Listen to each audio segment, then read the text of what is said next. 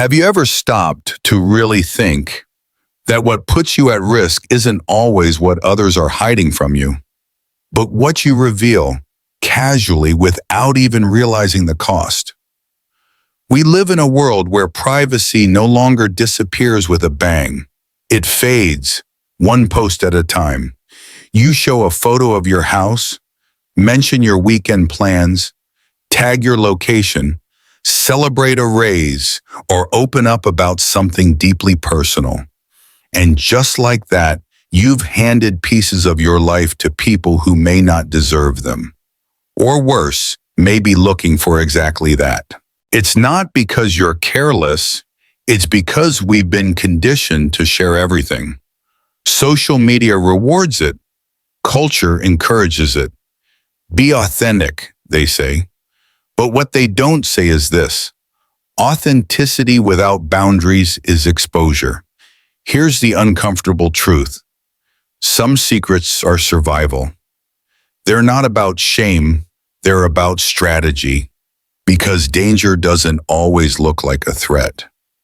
Sometimes it looks like a compliment, a curious question, a friend of a friend, and sometimes it looks like a harmless quiz that ends up giving away your bank security questions. Most people don't think twice before sharing something personal, because in the moment it feels harmless. It feels like connection. But predators, financial, emotional, psychological, don't need you to say much. They just need you to say enough. Now ask yourself, when was the last time you paused before posting? Not to fix the lighting, not to edit the caption, but to ask, who might see this? And what could they do with it? If the answer is never, you're not alone. But that needs to change, because in this modern world, oversharing is the new vulnerability. And boundaries are no longer optional, they're vital. That's why today we're going to talk about 6 things you should never share freely, not because you're hiding, but because you're protecting. Not because you're paranoid, but because you're wise.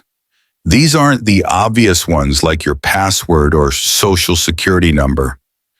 These are the subtle things, the ones we mention over coffee or post in celebration or joke about online, without realizing we're inviting the wrong eyes into our lives. And I'm not here to scare you.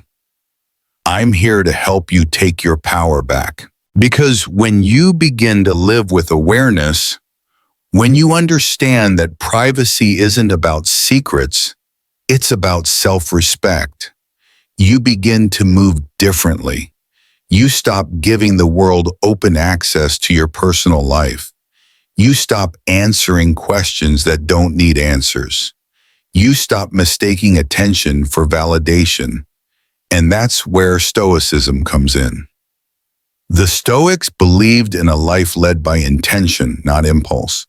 They didn't feel the need to announce every success, explain every setback, or prove their worth to anyone. They knew that power wasn't something you perform, it's something you embody. And today, in a world that constantly demands we perform, post, improve ourselves, we need that philosophy more than ever. This video isn't just a list of do's and don'ts. It's an invitation to start living more deliberately, to build quiet confidence, to take your story back from algorithms, strangers, and oversharing culture. Because your story, it's not content, it's your life. So if you've ever regretted something you shared, if you've ever felt like you revealed too much too fast to the wrong person, know this: you can start again. You can learn to guard what matters, and it starts now. These are the 6 things you should never share freely, 6 lines you can draw to live smarter, safer, and stronger. Ready? Let's begin. Let me ask you something simple but serious.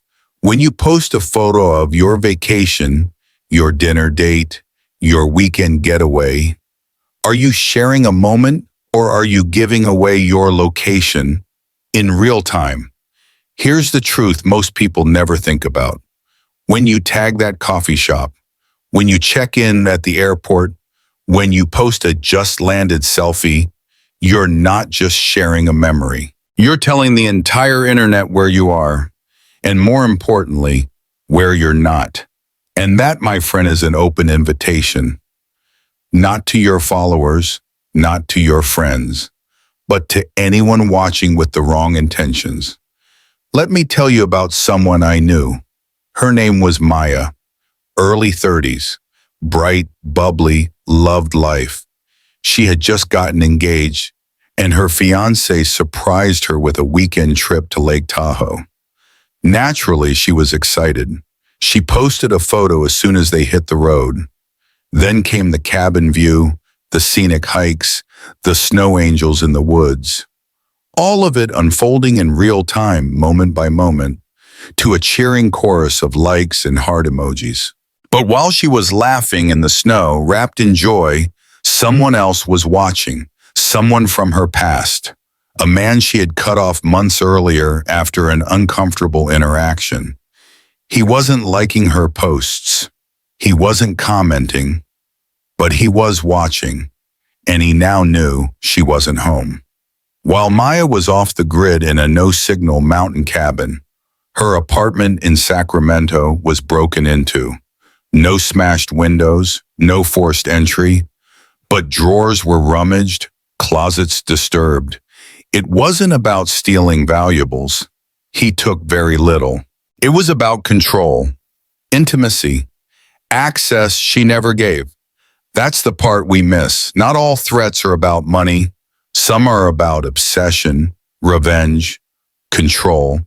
And when you share your location in real time, you're not just inviting compliments, you're inviting calculations.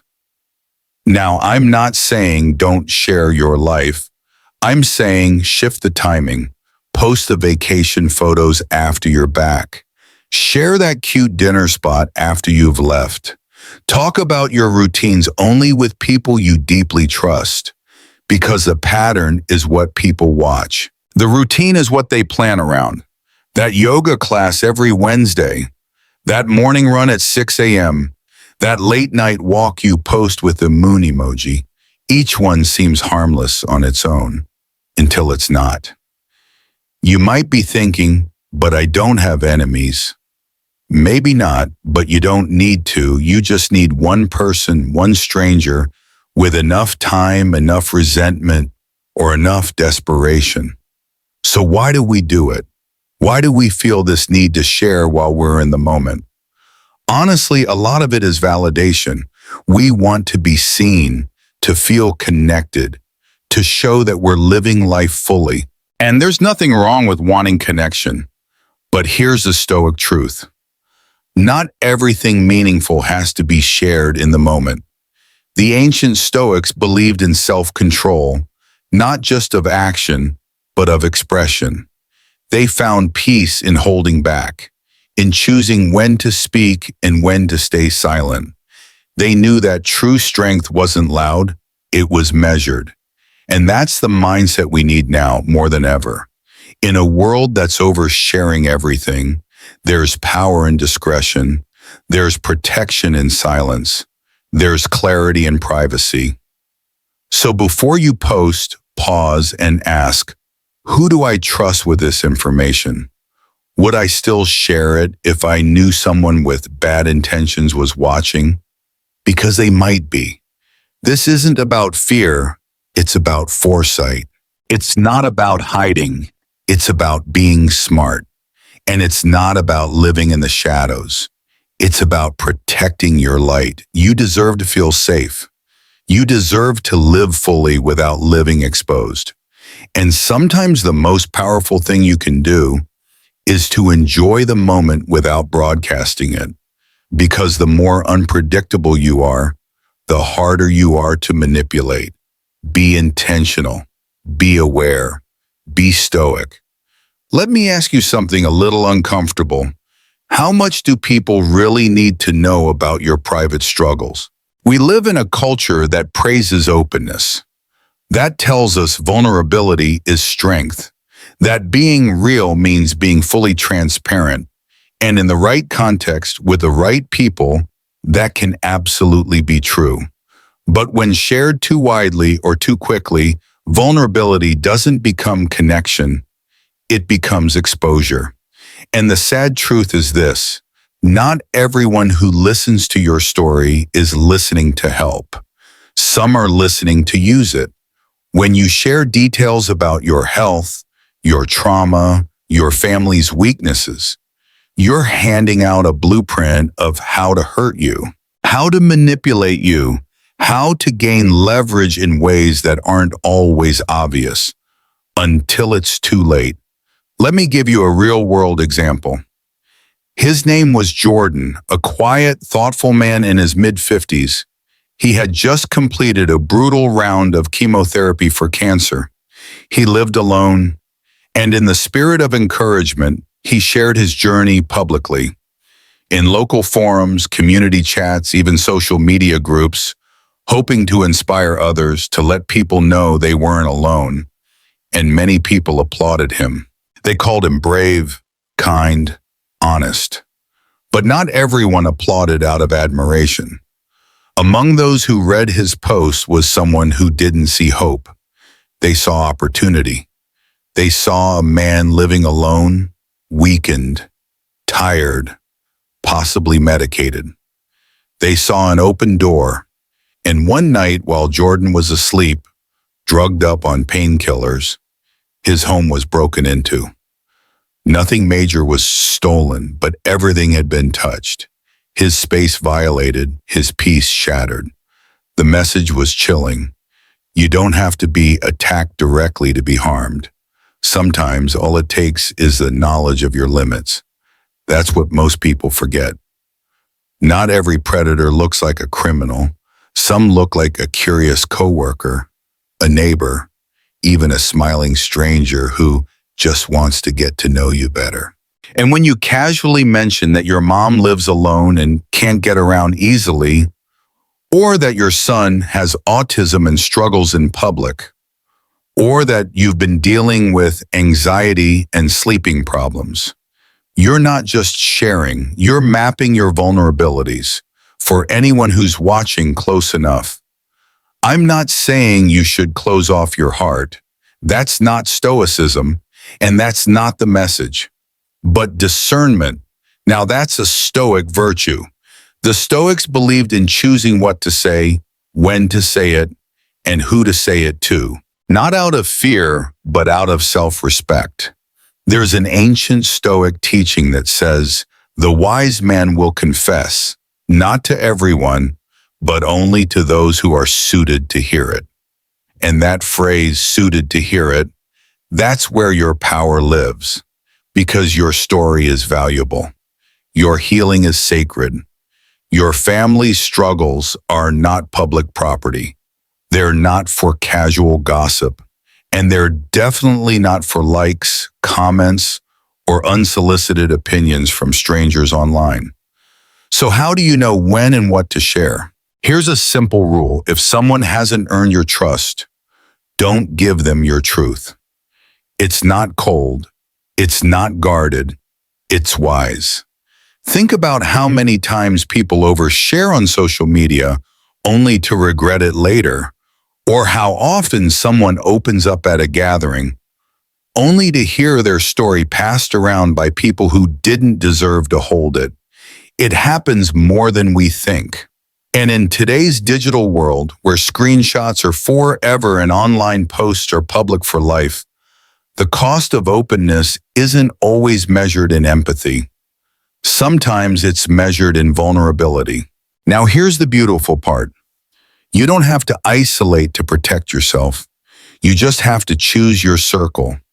Share your challenges with your therapist, with your closest friend, with someone who's proven they can carry your truth without weaponizing it later. And when it comes to public conversations, keep it general. You don't owe anyone the specifics of your trauma, your pain, or your family's private life.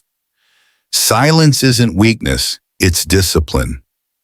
So ask yourself this: Before I share this, am I doing it for connection or for validation? Is this person truly safe or just present? Because your deepest pain deserves more than a quick reaction. It deserves protection. In a world that constantly demands your story, the strongest thing you can do might be to say, not here, not now, not for you. That's not fear, that's freedom. That's stoicism in action. Let's talk about something most people don't think twice about until it's too late. Have you ever proudly posted about your new home alarm? Mentioned the safe in your closet during a casual chat? Or even joked that your house isn't worth robbing? If so, this message is for you, because what seems harmless is often the very thing that makes you a target. Let me tell you about Greg.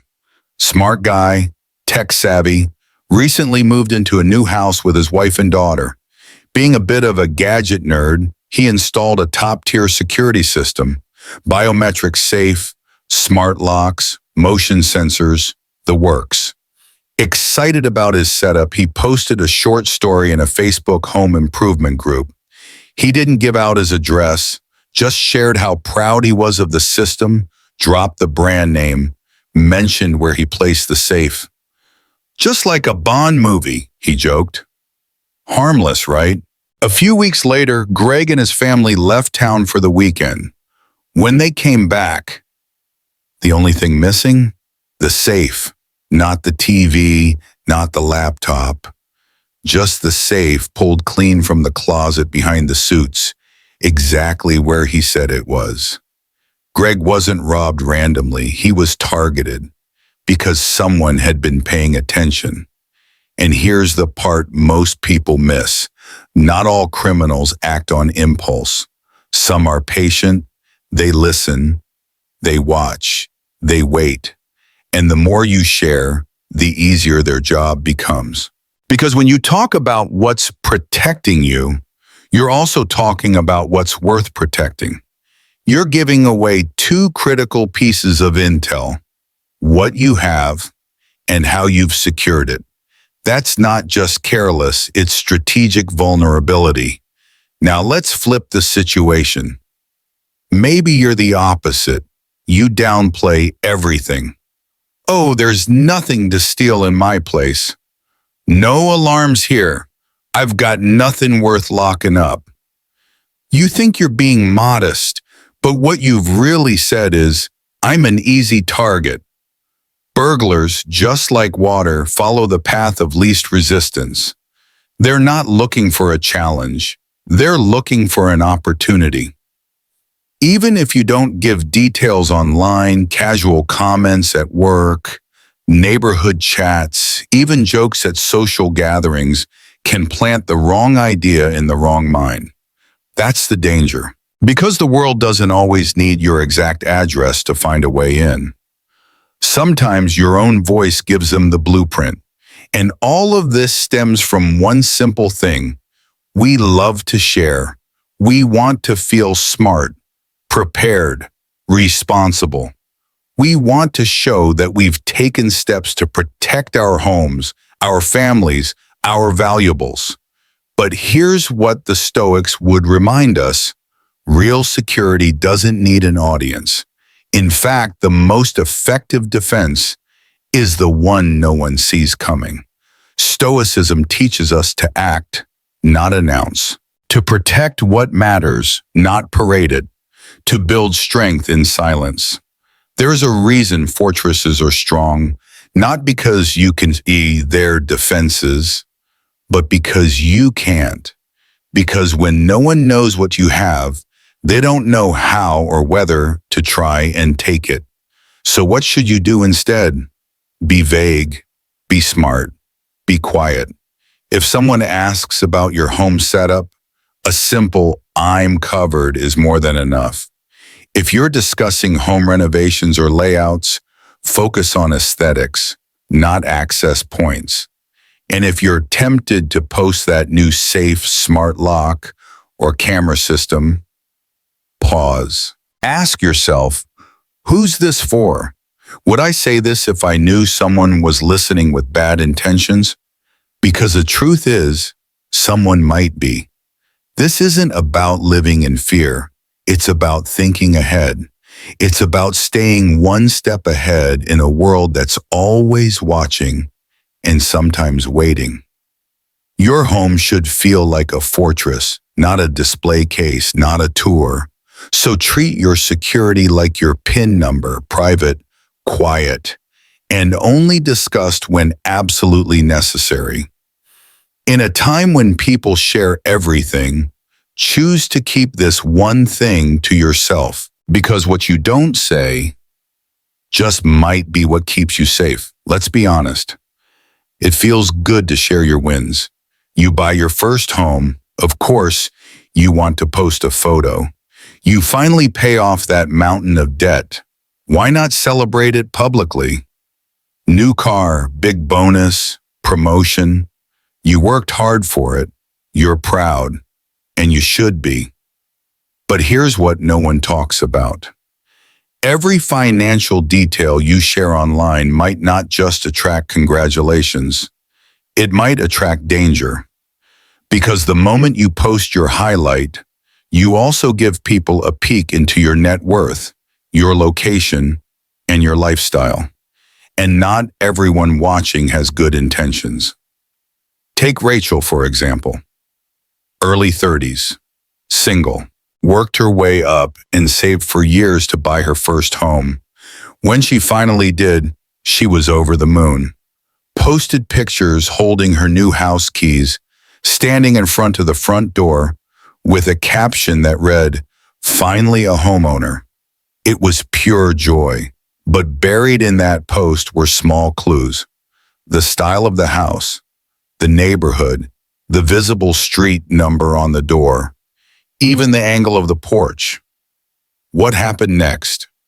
Within 2 months, her home was broken into, twice. Once while she was away for a weekend, the second time while she was at work. Rachel didn't live in a high-crime area. She wasn't flashy. She wasn't careless. But she had unintentionally advertised herself as someone with something to lose and maybe not enough protection to keep it. Here's what we forget. When you share financial information, you're not just speaking to friends, you're broadcasting to the world. That new car you post signals you have extra cash. Mentioning your raise or bonus tells people your income just jumped. Even a quick note about finally being debt-free creates a narrative, one that opportunists can twist to their advantage. We assume our audience is friendly, that people are rooting for us, and many are. But the hard truth? Some people aren't inspired by your success. They feel entitled to it. They don't want to celebrate it. They want to take it or destroy it. And the scariest part? They don't need much. Just a few clues. Because we're not just sharing updates, we're dropping breadcrumbs. Breadcrumbs that lead straight to our vulnerabilities. Now, this doesn't mean you have to hide your life. It means you have to be intentional with what you share and who you share it with. Let's pause here. Why do we share these things in the first place? Validation, connection, recognition, and yes, sometimes ego. But here's where Stoicism offers a powerful shift. The Stoics believe that inner wealth matters more than outer display, that the need to be seen often stems from insecurity, not strength, and that true peace comes from protecting your life, not proving it. Seneca once said, "The greatest wealth is a poverty of desires." In other words, what we don't show can make us stronger. And here's the kicker. You can still be proud of what you've accomplished without putting it on display. Pride doesn't need applause to be real. Your success doesn't need an audience to matter. And your worth, it's not measured in likes, views, or status symbols. It's measured in how grounded you remain, even when you're winning. So how do we apply that today? It's simple, but not easy. When someone asks how much you make, respond with, enough to get by. When you achieve a big financial milestone, celebrate quietly with people you trust. If you decide to share publicly, wait, let time pass. Never post in real time, because the less people know about your money, the safer you are. Not just from criminals, but from jealousy, from manipulation, from judgment, even from legal problems you didn't see coming. Think of your financial status like the PIN to your bank account. Would you give that out in a group text? Of course not. So why hand out its emotional equivalent to thousands of people you don't truly know? Here's what I've learned. Privacy isn't about secrecy, it's about power. The power to live your life without permission, without performance, and without feeding the people who only show up when it benefits them. You don't owe anyone your financial story. You don't need to impress strangers. You just need to know what's worth protecting and protect it. Because in a world where success is often hunted, your silence might just be your strongest defense. It starts with something simple. A Facebook game asks you, what's your first pet's name? What high school did you go to? What city were you born in? It feels innocent, fun even. We comment, we share, we tag our friends. It feels like just another lighthearted scroll through social media. But what if I told you that exact moment was the first crack in your digital armor? Because while you were playing along, someone else may have been paying very close attention. Welcome to the world of digital breadcrumbs. Small bits of information that by themselves mean nothing, but put together they can unlock your identity, your accounts, even your bank. Let's talk about Melissa. She loved participating in those get-to-know-you posts. You know the ones, share 10 facts about yourself. What's your zodiac sign? Or how well do your friends know you? She shared that she grew up in Ohio. Her favorite pet was a golden retriever named Max, and she graduated in 2006. Then one day, she woke up to something terrifying. Her Instagram was locked. Her email had strange login alerts. And worse, someone had opened a credit card in her name, all because she shared too much, not in one post, but over months and years through comments, games, and casual updates. The truth is this: you don't need to be careless to be compromised. You just need to be visible. Here's how it works. Many websites and banks use security questions to verify your identity. What's your mother's maiden name? Where did you go to high school? What was the name of your first pet? And guess what? If a stranger has been silently collecting your answers, they can bypass your password in minutes. Even if you have strong security habits, if your answers are real, you're still at risk. And this doesn't just apply to banks. Hackers target your email, your cloud storage, even your Netflix, because every account is a doorway into your identity. So what can you do? Let's break it down. First, use fake answers to security questions. If a form asks for your childhood best friend's name, don't give the real one.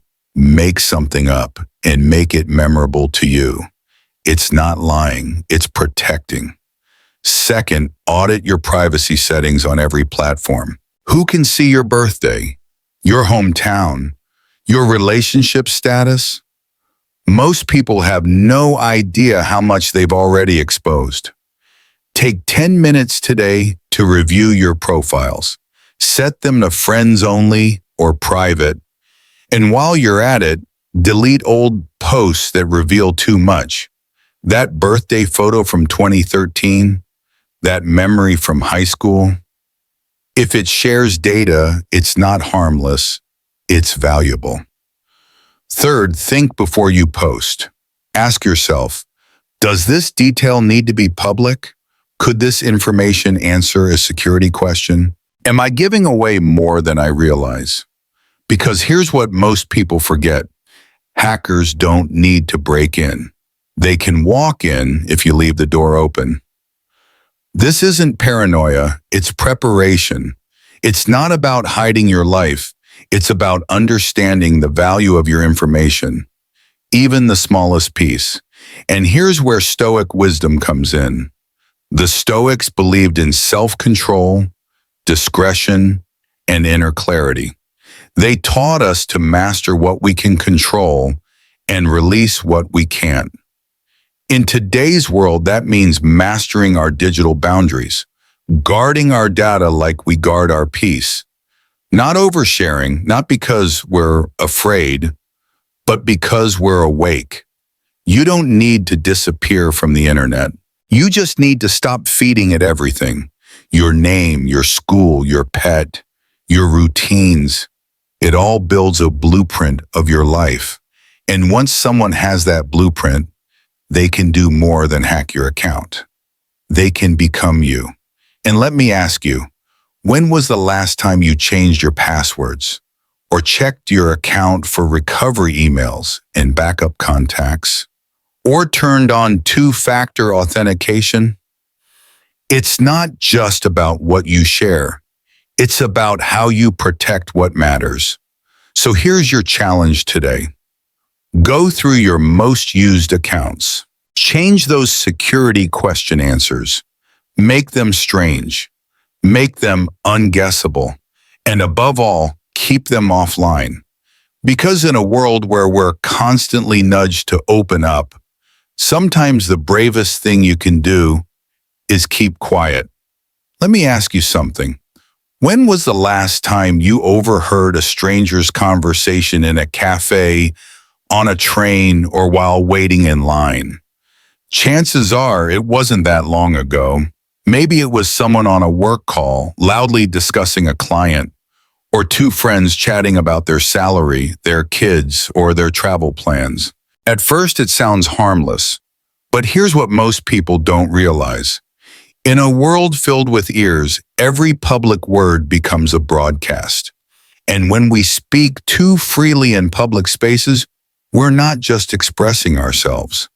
We're creating opportunities for people who may not have good intentions. Let me share a true story. A man named Thomas was sitting at a coffee shop, having a friendly meeting with a colleague. They were talking about a job offer he'd just received. New position, better salary, relocation plans. He also casually mentioned his kids' names, where they went to school, and that his wife would be out of town next week. A man at the next table was pretending to scroll on his phone, but in reality he was listening intently. That man later used the information to impersonate Thomas in a phishing email sent to his company. How? He referenced the job offer, the school names, and even the wife's absence as a reason to authorize a fake transfer. Thousands of dollars were lost, all because Thomas talked freely, assuming no one was really listening. Now that's an extreme case, but it's not as rare as you think. Here's what you need to understand. Not everyone who listens with innocent ears. Some people are looking for patterns, details, opportunities. You might think you're just sharing with a friend, but to someone nearby, you're giving them a blueprint of your life. Think about the places we often overshare. Coffee shops, co-working spaces, airport lounges, Uber rides, even workplace elevators. The problem isn't talking. The problem is forgetting where you are and who's around. Because privacy doesn't just mean locking your phone or password protecting your accounts. It also means protecting your conversations, especially the ones that seem casual. Let's break down what people unintentionally reveal in public. Income and job details, children's schedules and school names, home address or living situation, travel dates and vacation plans, medical conditions or family vulnerabilities, future plans like moving, investing, or changing jobs. Each of these may seem small in isolation, but to the wrong person, it's data, useful, valuable, and sometimes even dangerous. Here's a quick thought experiment. Imagine a stranger followed you around for one day, not speaking, just listening. How much could they learn about you just by eavesdropping? Now imagine they had bad intentions. Scary, right? This isn't to make you paranoid, it's to make you aware. And here's where Stoicism becomes our guide. The Stoics believed in restraint, in knowing what to say, when to say it, and to whom. They taught that words are powerful tools and should be used with clarity, not casually. They knew that silence isn't weakness, it's wisdom. Epictetus once said, "We have 2 ears and 1 mouth so that we can listen twice as much as we speak." In modern terms, be deliberate with your voice, especially in places where others didn't ask to hear it. So what can you do to protect yourself? Here are 3 simple practices. 1. Pause before you speak in public. Ask yourself, would I want a stranger to know this? If the answer is no, save it for a private setting. 2. Use vague language in open spaces. Instead of saying, "Our flight to Miami is next Friday," try, "We're heading out of town soon." Keep it general. Keep it safe. 3. Be extra careful during work calls. If you must take a professional call in public, step outside or lower your voice. Better yet, avoid discussing sensitive topics altogether unless you're in a secure place. And don't forget, it's okay to ask friends or coworkers to lower their voices too. Safety isn't awkward, it's smart. Because here's the truth, we live in a time where data isn't just collected online. It's collected in real life, by real people, with real consequences. And once your information is out there, you can't pull it back. So protect your details like you protect your wallet. Because just like money, once it's stolen, the damage ripples in ways you may not expect. You don't have to be silent, but you do need to be strategic. Not everyone who hears you is harmless. And not every moment is the right time to speak freely.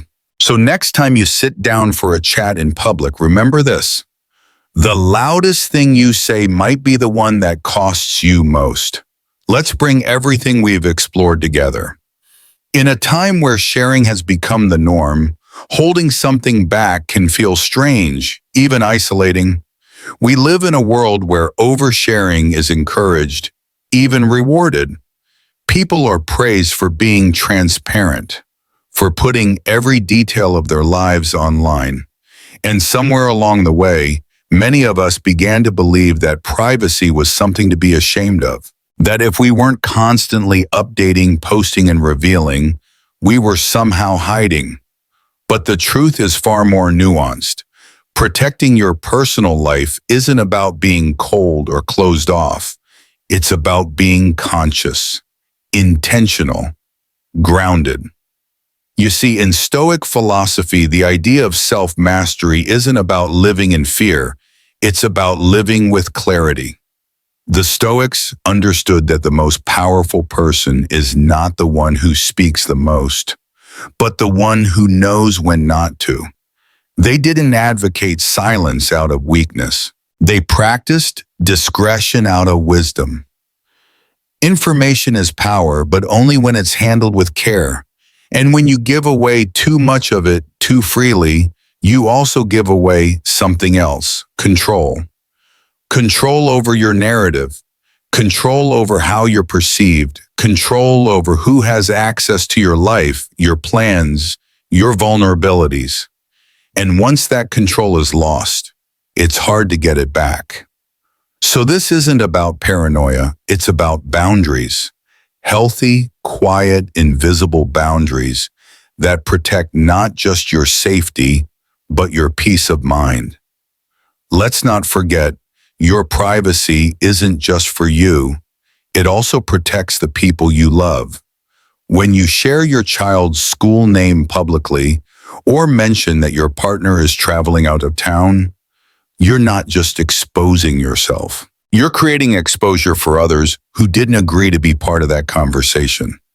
Modern life tempts us to forget that every post, every comment, every casual remark in public carries weight. Not always immediately, but often in ways we don't expect. So let's reframe the conversation.